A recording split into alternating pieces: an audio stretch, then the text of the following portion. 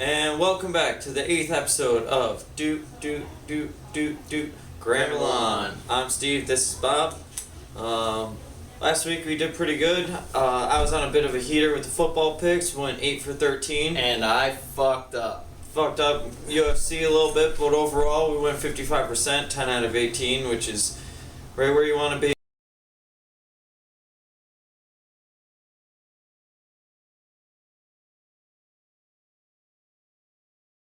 That's money making level. So if you take me out, we were at 61%. Oh. So and after that, got confidence is at an all-time high right now, guys. I got a really good feeling about this weekend as well. So same keep it here. Let's start off with UFC. UFC. All right. Let's just get right into it. The light heavyweight division. We got Magomed Ankalaev versus Volkan Ozdemir. Alright, so this is kind of a, this is a hot take. I'm going with Magomed. Ozdemir, yeah, he's great, but Magomed is, he can do it on the feet, he can do it on the ground. It really doesn't matter. Whichever way that he chooses to do it, he's going to do it to Ozdemir. He's going to win this fucking fight. It's just plain and simple. There's no way that Ozdemir kind of comes out of this without either a lucky punch or something along those lines. So we're going Magomed all day. Ozdemir does have a punchable face. He does have a punchable face, and he used that his last fight. All right. Moving on. Next one. We got in the welterweight division. We got Liang versus Khamzat Chimaev. So Khamzat Chimaev Chimaev is 9-0. He's unfucking stoppable, but has not fought in a year. He got the COVID. Lungs are a little bit fucked up. We don't know if he's gonna be 100% or not. He's fighting the Korean Zombie. Zombie won his last fight, lost his last 2 or 3, I think. Or it's reversed. But Korean Zombie, tough motherfucker, is definitely not going to let off the gas on Khamzat. Khamzat should win this fight, but be a little bit careful about it, because Korean Zombie definitely has some fucking power. Called the Korean Zombie for a reason. Yeah, and he's not going to go out easy, hence the name Zombie. But I'm going to go with Khamzat. I think he's healthy now, and I think that he'll be able to take on Liang. So, moving on. All right, in the heavyweight division, we got Alexander Volkov versus Marcin Tybura. So Tybura, he's very clumsy. He's very, he puts himself in bad situations, and he just kind of gets out with his power. Kind of like how Wilder is, where it's like, this is the eraser. It erases all of your mistakes. You cannot make those kind of mistakes with Volkov. Just plain and simple. Volkov's going to piece you up. He's seen it all. He's seen fucking guys that can do this in kickboxing. So he's not going to be afraid of Tybura and his power. And mind you, Tybura is on a fucking win streak, but against a lot of fat guys that do the same exact shit that he does. Now he's got to face somebody that actually can fucking bang and can actually box and stand in there with Cyril Gane for fucking 5 rounds, who Cyril Gane is considered the best fucking fighter. They want him to fight Francis Ngannou, and Ngannou's going to have a real tough time against Cyril Gane. Cyril Gane is the new fucking truth right now. And Alexander Volkov went 5 rounds with him. Lost, but should have got knocked out and he didn't. But yeah, put it up. and really point fighted. He just didn't point fight as well as Cyril Gahn did.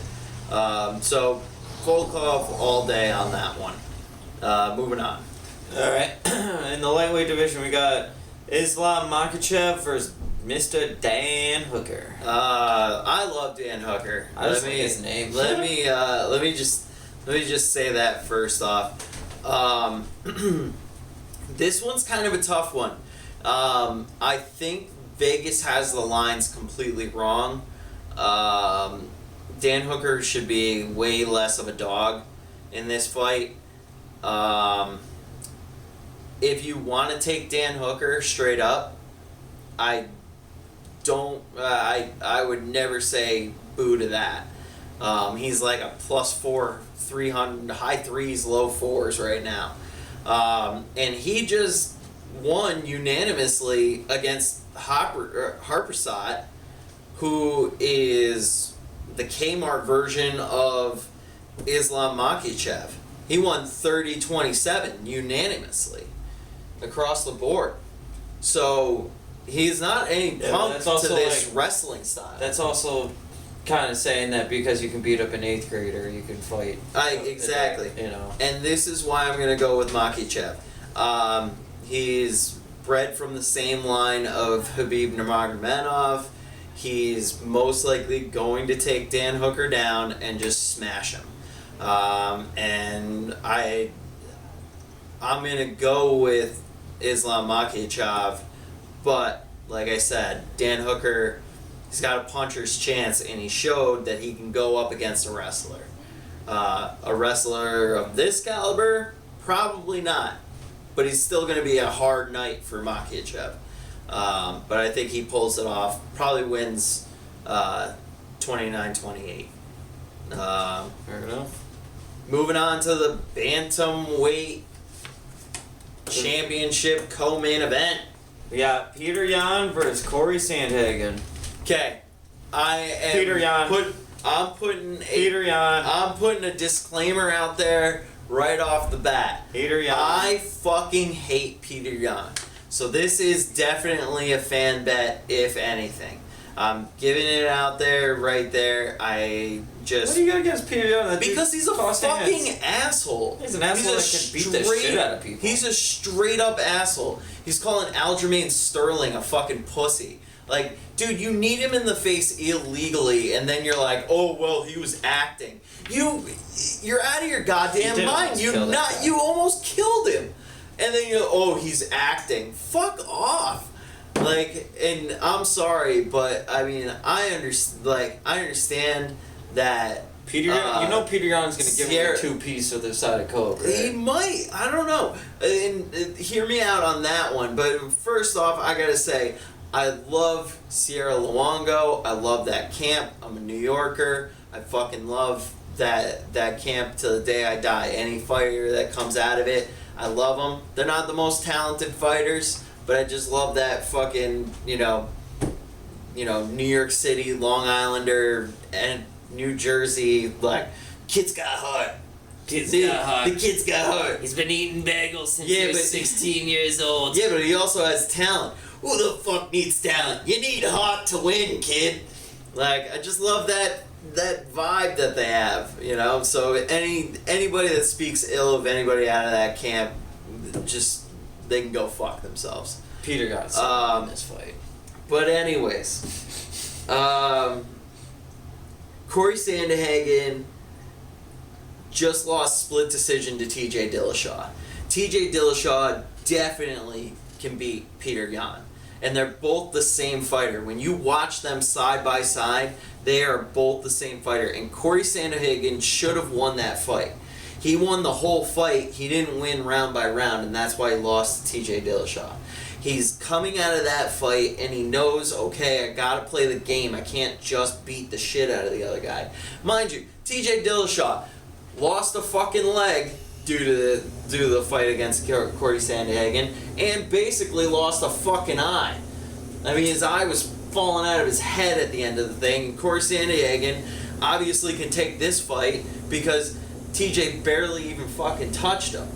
Alright?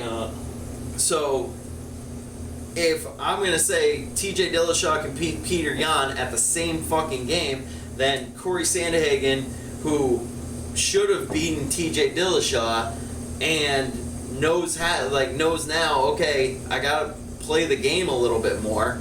I'm going with the dog. I'm going Cory Sandhagen. And I think that Peter Yan has too much pride to take down Cory Sandhagen. So he's going to keep it standing. He doesn't need to, though. And Cory's going to fucking beat the shit out of him. Peter Yan won't get knocked out, though. He won't get knocked out, got the chin. but if it goes to the ground, if he makes Peter Yan tired and it goes to the ground, Cory's choking him out in a second. We'll see. Hey, next week, I'll remind you that Peter Yan knocked him the fuck out. Alright, on to the light heavyweight main event. We got Jan Blachowwicz versus Glover Teixeira. This one, the odds are exactly right on this fight. Jan Blachowwicz definitely should not be considered a heavy favorite in this fight. Glover Teixeira. I'll take that too, because I think Jan's gonna knock him right the fuck. I think that he's dude's, gonna. That dude's got I think he is, but Glover isn't. night power. He's not a punk. He almost got KO'd by Thiago Santos, but he also won that fight. I think Jan in that same situation takes out Glover Teixeira, but we look at Glover like he's like some old guy that can't do anything. The guy's on a win streak since he got knocked the fuck out by Anthony Johnson, and Anthony Johnson Hasn't really done shit. is a fucking terrifying human being. Oh, I'm thinking of somebody else. Yeah, and yeah, I think Anthony Johnson can beat Jan, personally. So, where do we go with it? I'm okay with you taking Glover straight, but I'm gonna take Jan. I think he gets it done that night. Jan. And also, you gotta remember too is Jan, Islam. with title fights, if you pick one that's gonna be an upset, it's rarely two upsets in a night. So you gotta take one favorite usually. I'm riding the Jan train for this one. I don't think ever in the UFC that the belt has changed hands twice in a card. Oh, it has. When? I've definitely seen two belts be Changed hands. It's One gonna always defends, the other one, there's another one that changes hands. I mean, there's got to be at least one Maybe. where there's two Annus. It's rare. I feel like rare there was one fight where there was three Annus in a card. It's rare. But yeah, let's move on to college. Right on to college. Oh, mind you, about UFC, I haven't done the whole undercard yet, so in the description, if there's anything from the undercard, it'll be in the description. Back to college. Let's talk about Florida State plus 9.5 against Clemson. I like it. I was telling Bob I kind of like the under in that game better at 47, I think it was. Yeah, I think it was. It's either 47 or 48. Clemson still got a relatively top tier defense, while along with a bottom feeder of an offense. I think Florida State can cover the 9.5, but I don't see either team scoring 20 points in this game. Over-under's 47. 47, yeah. The money's going towards Florida State at 9.5, which I do like that as well. It seems like the money's going towards the over too, because it opened at 46, it's now at 47. I like the under here.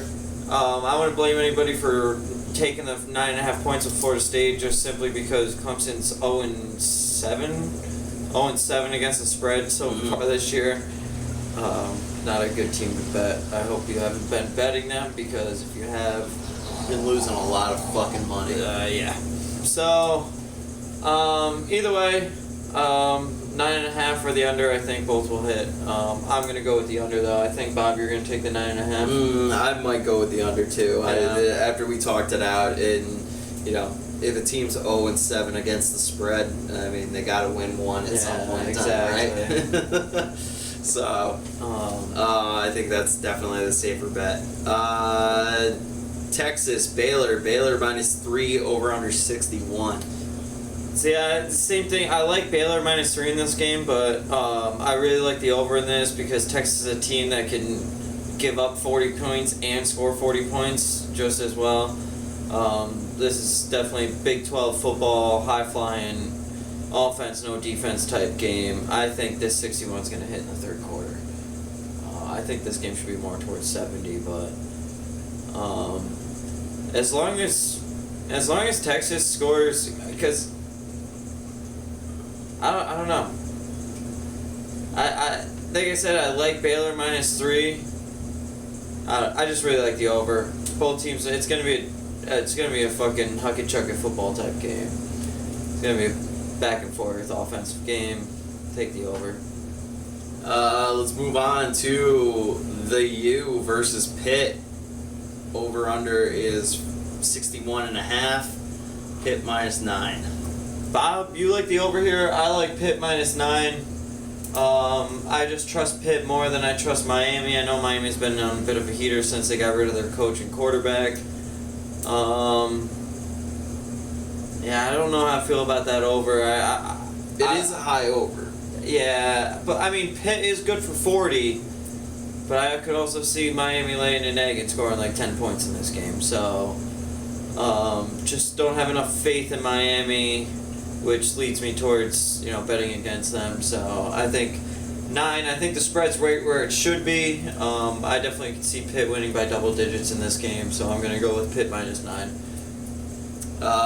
Moving on to the game. The game of the week. The fucking game. Let's go Big Blue. Let's go Big Blue. As much of a fan as I am not laying 4 points in this game. I'm also not a fan of this game ever. We bet on it every year. But we still remember 6 years ago. Yeah, this game really fucked us. Well, one in particular player who can go unnamed really fucked us. But anyways, we always have to. It's tradition. It is tradition. So we will never stay away from this game. And we are trying to still win that money back. And the only way to do it is to keep betting the game. But it's Michigan versus Michigan State, baby. Michigan's -3.5. The over/under is 61. What do we think? 51.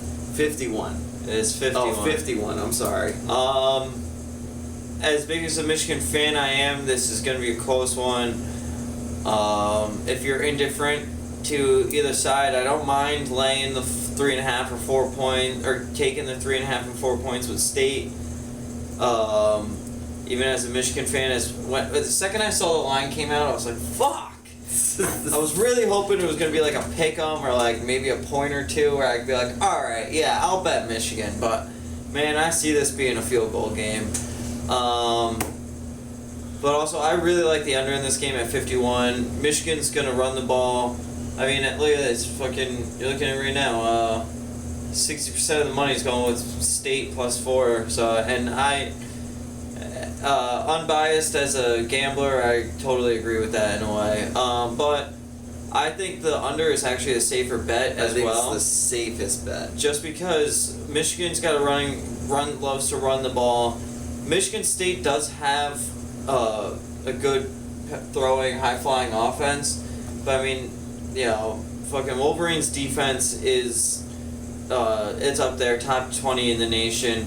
And this is just a typical rivalry game where it's not going to be pretty. It's going to be an ugly, beat down, drag out type of game. I think 50 points is way too much. The only way that's going to hit 50 is if it's like 14-10 after the first quarter. I mean, the first 3 possessions have to be touchdowns. But I just see this, and also come out flying. They're not going to. they're gonna try to feel each other out for the first 10, 15 minutes. Rivalry. That's what I'm they're saying. Gonna so fucking beat the for shit such a big game like this, the first quarter is gonna be nothing more than them just trying to figure each other out. Right. So then at that point, you basically only have 3 quarters to score maybe 45 points. Maybe a field goal is going to be kicked in the first quarter. So I love the under in this. I think it should be more around like 42, 43, but yeah. So we're taking the under. Michigan State. Enjoy watching the game. It's going to be a good one. Iowa plus 3.5 against Wisconsin. Go take your grandma's purse. Take all the money out of your fucking bank account. Take your girlfriend's purse, take your mom's purse, get all the money you can fucking find, rob a bank, tell them you'll be back in 3 hours. Iowa plus 3.5. All fucking day. All day. Or money line. Either way, they're gonna win the game. Like, I don't even know how they're a dog. If you want to play it a little bit safe, take the 3.5. I'm betting a money line. I fuck the points. I'm betting a money line. I'm getting the extra money out of this. Yeah. Georgia minus 14 against Florida. I like it.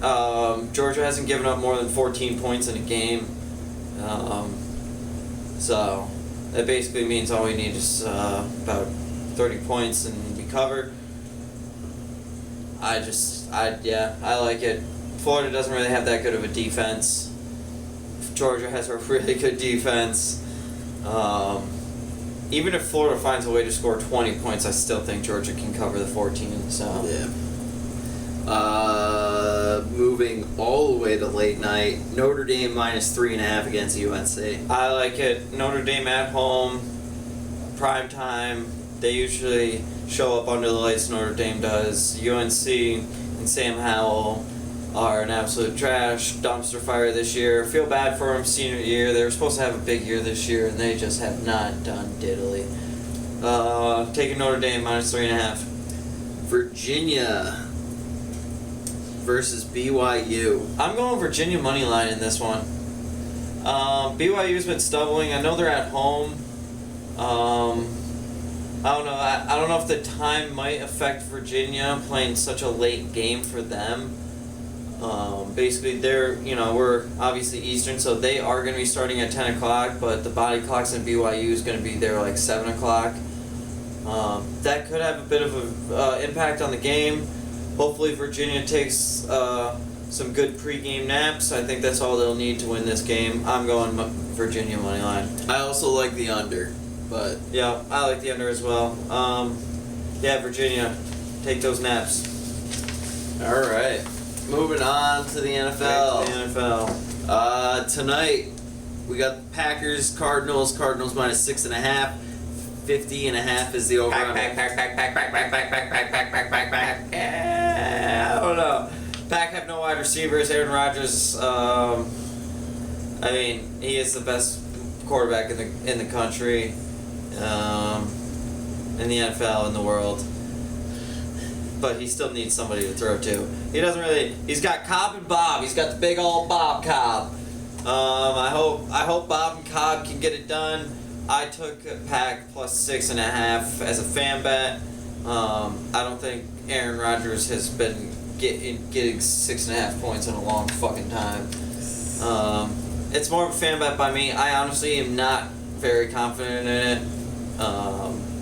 But I'm doing it. But it's the Pack. If this game was if it was Cardinals -3, I'd probably go Card. I feel like 6.5, 7 points.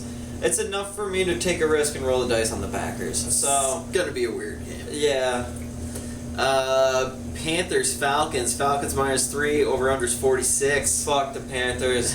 What was it, week 4 when I was like Panthers are frauds? Didn't even listen to my own advice, and they fucked me last week. Yeah, but the Giants are also frauds. They are fraudulent. No, Giants aren't frauds. Being a fraud means you make it seem like you're something that you're not. Everybody knows that the Giants suck. They're not frauds. They just suck. The Panthers came out and Sam Darnold was like, "Oh, I'm gonna be the fucking next Mike Vick," and ran for had 6 rushing touchdowns in the first 3 games. I was like, "Oh, we might have something here." And I was like, I even said it after the 3rd week. They were 3-0, and I was like, Panthers are kind of fraudulent, man. I'm gonna take the Cowboys. Remember that? I knew they were fraudulent, and I still took a -3 last week. I don't know what the fuck I was thinking. So with that being said, the Panthers are the fraudulent team that I knew they were. Falcons are just as fraudulent and suck. Fuck this game. Keep it moving. How you doing? Keep it moving. Titans, Colts, pick 'em 50.5. I'll take the Titans. I do think the Titans beating the shit out of Kansas City is... I'd take it with a grain of salt. I personally don't think Kansas City's going to make the playoffs this year. They got a lot going on there. I think that's why it is a pick'em game. I think Vegas recognizes that as well. But I think it's big confidence for the Titans. Just, even beating a team that used to be good and is kind of on a downslope is still a good confidence booster. I'm going Titans. Dolphins, Bills. Bills -13.5. Over-under's 49.5. So that money that you told the bank that you robbed, that you give it back to them in 3 hours, keep it for a little bit, put it on the Bills -13. I like it. Let's move on to the Bengals -11 versus the Jets. Over-under 42.5. All right, so that money that you took from the bank and you put on Iowa, told them you'd be back in 3 hours, and then you put it on the Bills. Yeah, we'll take that money and put it back on the Bengals, all right? Because this is another fucking lock. This is Jets fucking football. Bengals. Let's go Jets football. 11. Bengals look fucking good, man. That's huge for the confidence, huge for their season and Joe Burrow. They're 100% in the middle of the playoff picture. Statement win on the road against the Ravens. Yeah, they're gonna go to New York, have themselves a few fucking pops, and beat the fuck out of the Jets. Bengals -11. Taken off here. Oh, there they are. Steelers, Browns. Browns -3.5. Over-under's 42. I don't really like this game. I think this game is gonna find out who is the third best team in the AFC North. Doesn't really matter. I don't see both teams making the playoffs at this point in the season. The Browns, they're fucking beat up. The Steelers, I don't know. Over-under is right where it should be. 3.5. I just can't trust either team, to be honest. I don't even think it has anything to do with what the line is. I can't trust to bet either team, so I'm staying away from it. Your Eagles are -3.5 against the Lions. Over-under's 48.5. I mean, I can't bet for the Eagles or against the Eagles. I kind of have a weird feeling that the Lions will cover this 3.5, though. I think the Eagles find a way to squeak out a win, but... Actually, no, they'll probably lose to the Lions. Lions need a win. They'll probably get their first one against the fucking Eagles. By the numbers, I don't like it, so yeah, I'm staying away. I'm staying away from it. Rams -14 against the Titans. If you asked me last week, I'd be like, fuck yeah, Rams -14, but the fact that they barely got past the Lions last week, I just don't trust them. Probably win by 11. Yeah. But also it's the Texans, so I'm not saying take 14 with the Texans. No, stay away from it. So that's why we're going to take the Texans money line. Bold move, Kyle. Let's see how it works out for you. So yeah, we're staying away from that game. Let's go to 49ers -4 against the Bears. Over-under's 39.5. I really like the Bears +4 in this game. Being a home dog, the Niners are beat up. Bears typically play very well at home. I see it just being an ugly shit game that's going to be close. And the 49ers injury list is 4 pages long. Yeah, Niners are beat up. This is definitely... I don't even know how they suit a team at this point in time with that many injuries. Well, they went to the grocery store and went to the butcher, found the big ass fucking dude in the butcher shop and was like, hey, you look like you could block somebody. You look like you need to be a 49er. Yeah. Hey, that's how Kurt Warner found his fucking career. Yeah, good point. Patriots, Chargers -6, Over-under's 49. Bob, you like the under in this one, don't I you? do. I think the Patriots hold them defensively, and I don't think that the Patriots are going to score that many points. I mean, it's not going to be another Jets football, so Yeah. I think the safe bet is that under, and you know, I think because they scored so many points against the Jets, that over/under is a lot higher than it should be. It should be closer to the low 40s. And I think people are like, oh yeah, the Patriots are going to go off on the Chargers. I kind of like the Chargers. I kind of like the Chargers -5 in this game. I mean, I don't mind it. We got fucked with the Chargers. Justin Herbert, you know, that offense is just, some games they're just like firing on all cylinders, and other games they're a good all-around team. That's the one thing I respect about the Chargers. They're tough to bet on, but like, if the offense isn't clicking, the defense is usually like holding up their end of the bargain, and then like when the offense is clicking, the defense, I feel like it's just like, fuck it, the offense is doing good, we're not really gonna try that hard. Yeah. I don't know. I think I'm gonna stay away from this game. I like the under, so take that with a grain of salt. Jags versus Seahawks. Seahawks -3.5. Over/under's 43. I kind of like the over in this game, to be honest. Two shit teams, low over/under, usually goes over. Everyone's taking the Seahawks. 69% of the money. Nice. Nice. Is on the Seahawks. I don't mind it what the public is saying. I'm gonna take the over in this one though. I'm gonna take a risk. I kind of like over 43. Bucks -5 against the Saints. Over/under 50. I love this one. I love Bucks -5.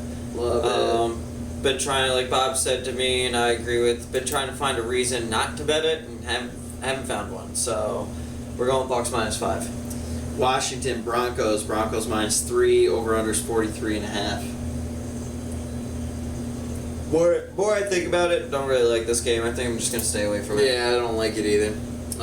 Cowboys -1 against the Vikings. Over/under 54. We're riding the hot streak of the Cowboys 6-0 against the spread. I'm taking the Cowboys -1.5. It says that they already went to +2.5. Does that mean that Dak's not playing? No, Dak's definitely playing. I don't know. Someone might drop. Alright, we're going to do a little bit more research. Do a little more research. Either way, though, I'll take the Cowboys. I don't give a fuck. I was saying Vikings just because, I don't know. I'm going Dallas. Just going to ride the train. Fuck it. If I take a loss this week on Dallas, I'm okay with it. I'm 5-0 in the last 5, 6, whatever. They had a bye last week. But points, shit. Yeah. And then Giants Chiefs -9.5. Over/under's 52. I like the under in this game. Giants actually do have a pretty respectable defense. I think there's a lot.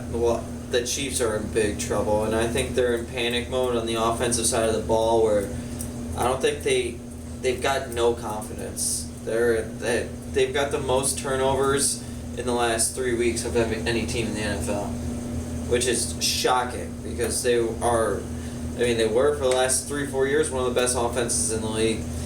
The wheels on the bus are falling off for the Chiefs. Giants have a good enough defense where they are going to give that offense a good enough challenge. And the Chiefs' defense sucks. I mean, I can see Dan. I liked what you were saying earlier too. Is like the Chiefs have run out of trick plays. Yeah. Like there's nothing. The gimmick's over. Yeah, the gimmick's over. Yeah, that's what I like. You know. I do. I honestly, I don't see the Chiefs making the playoffs this year. I think they'll retool and they'll get it together. I honestly think how I see their season going. I think this skid's gonna go on for quite some time. I'd say I don't know what their schedule looks like, but I could see them fucking being in the mud for the next 3 or 4 weeks. I think they'll turn it on for a late playoff push, but I think it'll be a little too late. Do they even have a chance? With their schedules. Well, yeah, I mean, the only good thing for them is that they're in the same division as the Broncos and the Raiders. But I mean, that also goes like the division is the Chargers now. Woof. They're going pack. Pack loss. Raiders can lose that game. Cowboys gonna lost. lose that game. Yeah. Then they get the Broncos. Raiders again. Chargers, Steelers, Bengals, Broncos. Oh no, I don't think they make the playoffs. Yeah. To be honest with you. I don't think they make the playoffs. If you can find the fucking Chiefs to not make the playoffs bet, I'm sure it's probably still at plus 300. Yeah, you think? Yeah. At 3-4 now. Yeah. To not make the playoffs. I don't know how they win any of these games. I mean, all right, let's say the only teams I can see on that Pack, schedule Cowboys, Cowboys, Bengals. Chargers. There's 3 losses right there. They're So gonna now lose to the Chargers, and they'll probably split the series between the Raiders and the Broncos. They'll probably go 1-1 against each of those teams. So 1-1. Still, yeah, you're at 2 and what? 2 and 10. Win one is Or 2. I'm sorry. 2, 3, 5 4. and 10. They go like 7 and 10. I could see that. 7 and 10. Either way, a bit of a tangent on Sorry the about Chiefs. No one expected this one. Holy fuck! If you bet the under and the Chiefs wins this year, you got what? Probably 10 weeks to plan on what you're gonna do with that money because it's definitely not going over. I think it started at I think it was like 12 wins was over under this year. Really? Yeah. Might as well spend that money now. Yeah. So just to recap for NFL, our locks are gonna be Titans money line, Bills minus 3.5, Bengals minus 11, and the Bucks minus 5. Mix in maybe Bears plus 4 and Cowboys minus 1 for a 6-legger parlay, but that's that. And on the college side, our locks are. Did we already go through it? I'll go through it again. Yeah, if we go through didn't. it again. Locks are under Clemson 47, over Texas Baylor 61, under 51 Michigan State, and Iowa plus 3.5 or money line. With that being said, gamble responsibly. Let's go get some money. Good luck to you guys. Good luck. Gramble on.